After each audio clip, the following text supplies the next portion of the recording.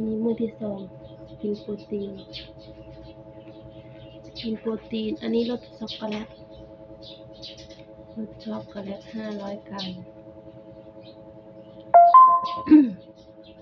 โปรตีนเขาจะเป็นโปรตีนถั่วเหลืองถั่วลันเตาแล้วก็ข้าวสาลีเป็นโปรตีนจากพืชบ่มีไขมันและคอเลสเตอรอลจะศูนย์เลยราคาดูที่ใต้ค่ะอันนี้ราคาซื้อปีกนะแล้วราคาสมาชิกก็จะถูกลงเมื่อวานส่งซอนหนึ่งวันนี้จะส่ง2 ซอนนี่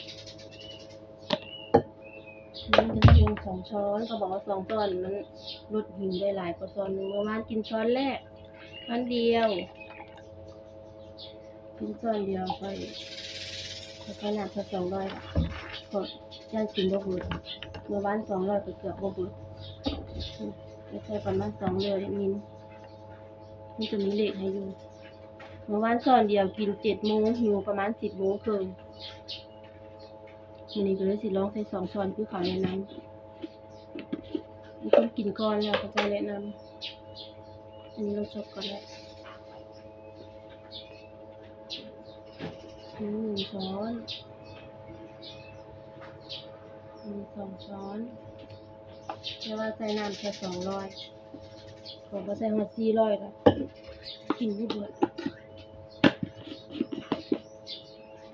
เอาแบบสุดเข้มข้นเลย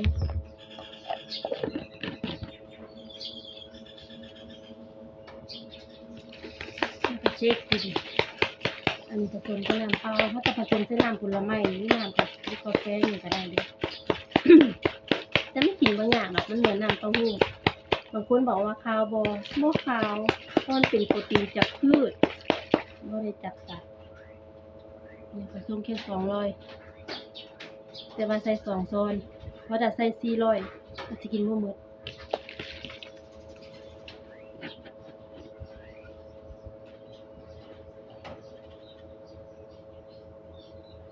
แซ่บกว่าเขา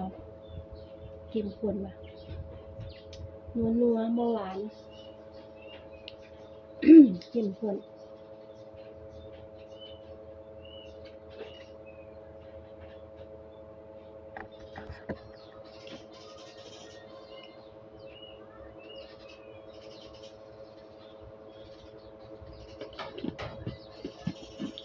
เดี๋ยวเราจะของบะแข็งแรงจะลูก